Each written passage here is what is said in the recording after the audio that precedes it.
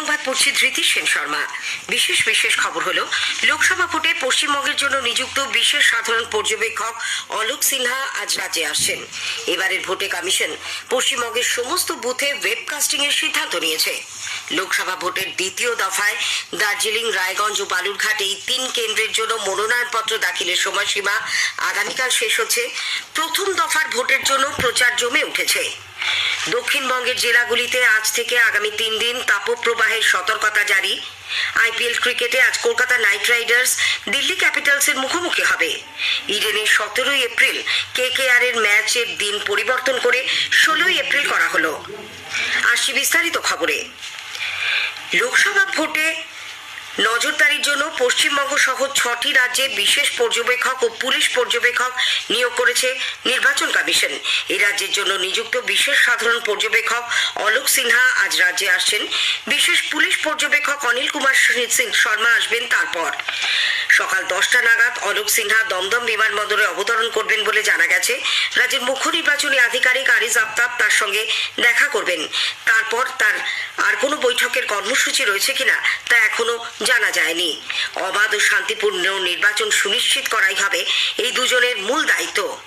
এদিকে নির্বাচন কমিশন কলকাতা পুলিশের দক্ষিণ পশ্চিম ডিভিশনের ডেপুটি কমিশনার সৌম্য রায়কে সরিয়ে দিয়েছে। আজ বেলা 3টের মধ্যে 3 জন দক্ষ অফিসারের নাম কমিশনকে পাঠাতে বলা হয়েছে। উল্লেখ্য, গত বিধানসভা নির্বাচনেও সৌম্য রায়কে সরিয়ে দেওয়া হয়। আসন্ন লোকসভা ভোটে পশ্চিমবঙ্গের সমস্ত বুথে ওয়েবকাস্টিং করার সিদ্ধান্ত নিয়েছে নির্বাচন কমিশন। এই জন্য এআই বা কৃত্রিম বুদ্ধিমত্তা প্রযুক্তি ব্যবহার করা হবে বলে রাজ্যের মুখ্য নির্বাচনী আধিকারিক আরিজ আফতাব জানিয়েছেন। উল্লেখ্য, রাজ্যে এবার 80,530টি ভোট কেন্দ্র রয়েছে। গত বিধানসভা নির্বাচনে ওয়েবকাস্টিং হয়েছিল 50% বেশি বুথে। এই নির্বাচনে আর্থিক দুর্নীতি ঠেকাতে নজরদারির জন্য আয়কর দপ্তর সহ কেন্দ্রীয় এজেন্সিগুলিকে নিয়ে একটি পোর্টাল তৈরি করা হয়েছে। প্রয়োজনে তার সাহায্য নেওয়া হবে। নির্বাচন কমিশন সংবাদ মাধ্যমের কর্তব্য সম্পর্কে এক নির্দেশিকা জারি করেছে। এতে বলা হয়েছে, ভোট পর্ব শুরু থেকে শেষ হওয়ার 48 ঘন্টা পর্যন্ত সংবাদ মাধ্যমে ভোট সংক্রান্ত কোনো বিষয় বা ফলাফলকে প্রভাবিত করতে পারে তা প্রচার বা প্রকাশ করা যাবে না। কমিশনের এই নির্দেশ লঙ্ঘন করা হলে তা হবে শাস্তিযোগ্য অপরাধ। নির্দেশ লঙ্ঘনকারীদের বিরুদ্ধে 2 বছরের জেল ও জরিমানা কিংবা উভয় ধরনেরই শাস্তির সংস্থান রয়েছে জনপ্রতিনিধিত্ব আইনের 126 নম্বর ধারায়। বেকারের বিজ্ঞাপনে তৃণমূল কংগ্রেসের সাধারণ সম্পাদক অভিষেক বন্দ্যোপাধ্যায় যেভাবে সরকারি কোষাগারের টাকা আবাস যোজনার সুবিধাভোগীদের ব্যাংক অ্যাকাউন্টে দেওয়ার কথা বলছেন, তাতে নির্বাচনী আদর্শ আচরণবিধি লঙ্ঘিত হচ্ছে বলে সিপিআইএম অভিযোগ করেছে। দলের রাজ্য সম্পাদক মণ্ডলীর সদস্য প্রাক্তন সাংসদ শ্রমিক লাহিড়ী গতকাল এই অভিযোগ জানিয়ে মুখ্য নির্বাচনী আধিকারিক ডক্টর আরিজ আফতাবকে চিঠি দিয়েছেন। ওই চিঠিতে রাজ্যের রেডিওয় বিভিন্ন চ্যানেলে তৃণমূল কংগ্রেসের পক্ষ থেকে যে ধরনের বিজ্ঞাপন প্রচার করা হচ্ছে তাতে ভোটদাতারা প্রভাবিত হচ্ছেন বলে দাবি করা হয়।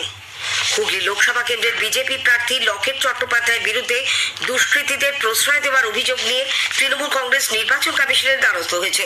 রাজ্যের মুখ্য নির্বাচনী আধিকারিক আরিজ আফতাবকে এই মর্মে তৃণমূল কংগ্রেস বিধায়ক অসিত মজুমদার ইমেল করেছেন বলে কমিশন সূত্রে জানা গেছে। অন্যদিকে নদিয়ার ধুবুলিয়ায় কৃষ্ণনগর কেন্দ্রের তৃণমূল কংগ্রেস প্রার্থী মহুয়া মৈত্রের সমর্থনে প্রচারে গিয়ে মুখ্যমন্ত্রী ওই কেন্দ্রের বিজেপি প্রার্থী সম্পর্কে যে মন্তব্য করেছেন তার বিরুদ্ধে কমিশনের কাছে নালিশ জানাবে বিজেপি। দলের উত্তর সাংগঠনিক জেলা সভাপতি অর্জুন বিশ্বাস জানিয়েছেন, রাজমাতাকে নিয়ে ব্যঙ্গ করা হয়েছে, রাজপরিবার নিয়ে কটূক্তি করেছেন মুখ্যমন্ত্রী। এর বিরুদ্ধে তারা কমিশনে যাচ্ছেন। লোকসভা নির্বাচন প্রক্রিয়া শেষ না হওয়া পর্যন্ত টোল প্লাজাগুলিতে বর্ধিত হারে টোল নেওয়া যাবে না বলে নির্বাচন কমিশন ভারতীয় মহাসড়ক কর্তৃপক্ষ NHAI কে নির্দেশ দিয়েছে। 4 জুন ভোট গণনা শেষ না হওয়া পর্যন্ত টোল প্লাজাগুলিতে বর্তমান হারে ট্যাক্স নিতে হবে।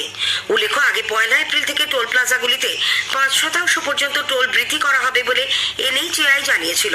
বর্তমানে পশ্চিমবঙ্গের জাতীয় সড়কে 28টি সহ দেশে মোট 982টি টোল প্লাজা রয়েছে। লোকসভা নির্বাচনের দ্বিতীয় দফায় রাজ্যে দার্জিলিং, রায়গঞ্জ ও বালুরঘাট এই 3 কেন্দ্রের জন্য মনোনয়নপত্র জমা দেওয়ার সময়সীমা আগামীকাল শেষ হচ্ছে। শুক্রবার 5 এপ্রিল মনোনয়নপত্রগুলি পরীক্ষা করে দেখা হবে। নাম প্রত্যাহারের শেষ দিন আগামী 8 এপ্রিল।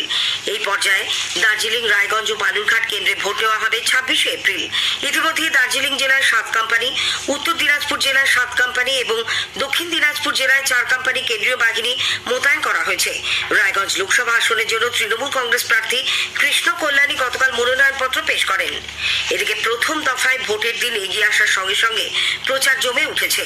এই দফায় কোচবিহার, আলিপুরদুয়ার ও জলপাইগুড়ি এই 3 কেন্দ্রে ভোট নেওয়া হবে 19শে এপ্রিল। তৃণমূল কংগ্রেস নেত্রী মুখ্যমন্ত্রী মমতা ব্যানার্জি গতকাল জলপাইগুড়ির মেটেলিতে এক জনসংযোগ কর্মসূচিতে অংশ নেন। জলপাইগুড়িতে সাম্প্রতিক ঝড় বৃষ্টির প্রেক্ষিতে সেখানে ত্রাণের কোনো সমস্যা নেই বলে তিনি স্পষ্ট জানিয়েছেন। এই প্রসঙ্গে বিরোধী বিজেপির সমালোচনা করে মমতা বলেন, তারা বিপর্যয় নিয়েও রাজনীতি করছে। মুখ্যমন্ত্রী আগামীকাল চালসা থেকে তার নির্বাচনী প্রচার শুরু করবেন।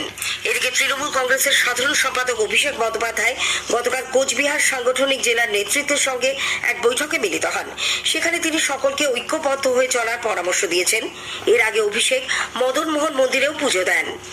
এদিকে বিরোধী দলনেতা শুভেন্দু অধিকারী বিজেপিকে আবারও বিপুল ভোটে জয়ী করার ডাক দিয়ে বলেছেন, তারা ক্ষমতায় এলে অন্নপূর্ণা ভান্ডারে 3000 টাকা করে দেওয়া হবে, রান্নার গ্যাসের দামও কমিয়ে করা হবে 450 টাকা। তিনি গতকাল দক্ষিণ চব্বিশ পরগনার ক্যানিং পশ্চিমে এক জনসভায় ভাষণ দিয়েছিলেন। ক্যানিং পূর্ব কেন্দ্রের তৃণমূল কংগ্রেস আশ্রিত দুষ্কৃতীরা বিজেপির নেতা কর্মীদের মারধর করছে অভিযোগ করে তিনি বলেন, তার প্রতিবাদেই এই জনসভা।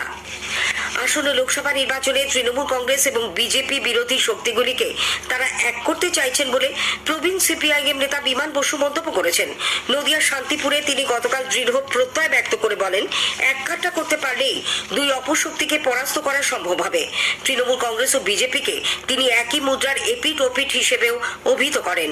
কংগ্রেসের সঙ্গে এ রাজ্যে জোট হচ্ছে কিনা সাংবাদিকদের এই প্রশ্নের উত্তরে বিমানবাবু বলেন, 5ই এপ্রিল এ ব্যাপারে জানা যাবে।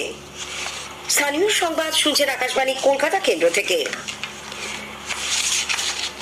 দক্ষিণবঙ্গের জেলাগুলিতে আজ থেকে আগামী 3 দিন তাপপ্রবাহের সতর্কতা জারি করেছে আবহাওয়া দপ্তর। পশ্চিমের জেলাগুলিতে দিনের সর্বোচ্চ তাপমাত্রা স্বাভাবিকের 4 থেকে 5 ডিগ্রি পর্যন্ত উঠতে পারে। বাকি জেলাগুলিতে আগামী 4-5 দিন সর্বোচ্চ তাপমাত্রা স্বাভাবিকের 2 থেকে 3 ডিগ্রি ওপরে থাকার সম্ভাবনা।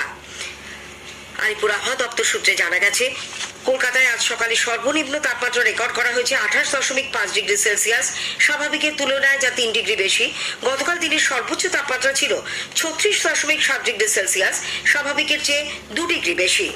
আবহাওয়া দপ্তরের এক আধিকারিক জানালেন, পুরুলিয়া, বাঁকুড়া, পশ্চিম বর্ধমান, পশ্চিম মেদিনীপুর, তারপরে ঝাড়গ্রাম, এই সমস্ত জেলাগুলোতে আপনার সতর্কতা দেওয়া হয়েছে আর কি। 5 তারিখ পর্যন্ত আছে। গ্র্যাজুয়ালি 2-3 ডিগ্রি বাড়ার সম্ভাবনা আছে আর কি। কলকাতার ক্ষেত্রে ধরুন 38 ডিগ্রিও বলা হয়। 6 তারিখ নাগাদ কিন্তু আমাদের দক্ষিণবঙ্গেরও বৃষ্টির সম্ভাবনা আছে বেশ কয়েকটি জেলাতে। উত্তর জেলাগুলো এগুলোতে 6 তারিখ থেকে বৃষ্টি মানে তখন এই থান্ডারস্টর্ম রিলেটেড বৃষ্টি আর কি। পশ্চিম বর্ধমানের কুলটিতে ইসিএল এর খনিতে ডুলি ছুড়ে দুই ঠিকা কর্মীর মৃত্যুর ঘটনায় শোকের ছায়া নেমে এসেছে। সোদপুর এরিয়ার চিনাকুড়ি 1 নম্বর কলিয়ারি 2 নম্বর পিটে খনিতে নামার ডুলি সংস্কারের কাজ চলাকালীন গতকাল এই দুর্ঘটনা ঘটে। দড়ি ছিঁড়ে আকাশ বাউরি ও অনিল কুমার যাদব নামে 2 শ্রমিক নিচে পড়ে যান। দুজনকে উদ্ধার করে হাসপাতালে নিয়ে যাওয়া হলে মৃত ঘোষণা করা হয়। এই ঘটনার পর ঠিকা শ্রমিকরা ওই এলাকায় বিক্ষোভ দেখান। গার্ডেন রিচে বহুতল ভাঙার ঘটনায় মৃতের সংখ্যা বেড়ে হয়েছে 13। এসএসকেএম হাসপাতালে গতকাল চিকিৎসাধীন বছর 23-এর মাইনুল হকের মৃত্যু হয়।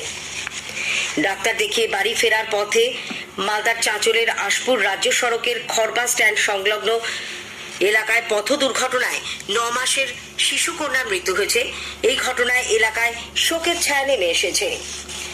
রাজ্যে ব্যক্তিগত বাণিজ্যিক গাড়ির ফিটনেস সার্টিফিকেট পুনর্নবীকরণের জন্য করছাড় প্রকল্পকে সামনে রেখে রাজ্য সরকার 156 কোটি টাকা রাজস্ব আয় করেছে। গত 31শে মার্চ এই প্রকল্পের মেয়াদ শেষ হওয়া পর্যন্ত 2.5 লক্ষের বেশি গাড়ির মালিক এই সুবিধা নিয়েছেন বলে পরিবহন দপ্তরের তরফে জানানো হয়েছে।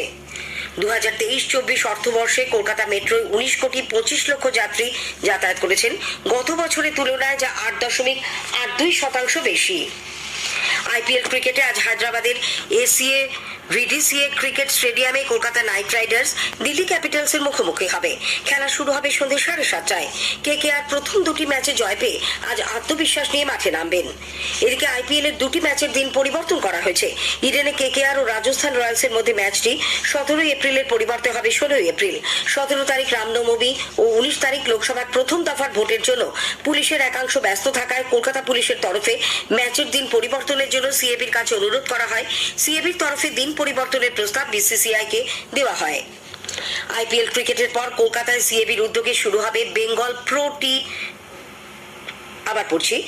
আইপিএল ক্রিকেটের পর কলকাতায় সিএবির উদ্যোগে শুরু হবে Bengal pro T20 league BPL. Franchise ভিত্তিক এই প্রতিযোগিতায় পুরুষ ও মহিলা উভয় বিভাগে 8টি করে দল অংশ নেবে। চলতি কন্যাশ্রী কাপ ফুটবলে দীপ্তি সংঘ জিসি রায় মেমোরিয়ালের মধ্যে খেলায় অশান্তি ও মারামারির অভিযোগে জিসি রায় মেমোরিয়াল দলকে 1 বছরের জন্য সাসপেন্ড করা হয়েছে। এই দলের কোচ অরূপ ঘোষ ও টেকনিক্যাল ডিরেক্টর দিবাকর বসুকে 5 বছরের জন্য সাসপেন্ড করা হয়েছে। এদিকে কলকাতা লিগের প্রিমিয়ার ডিভিশনে টালিগঞ্জ অগ্রগামী ক্লাব ও ওয়ারি ক্লাবের বিরুদ্ধে ম্যাচ ফিক্সিং এর অভিযোগ ইতিমধ্যেই আইএফএ কলকাতা পুলিশকে জানিয়েছে। তাদের তরফ থেকে কিছু না জানানো পর্যন্ত এই দুটি দলকে সাসপেন্ড রাখা হয়েছে। স্থানীয় সংবাদ শেষ হলো।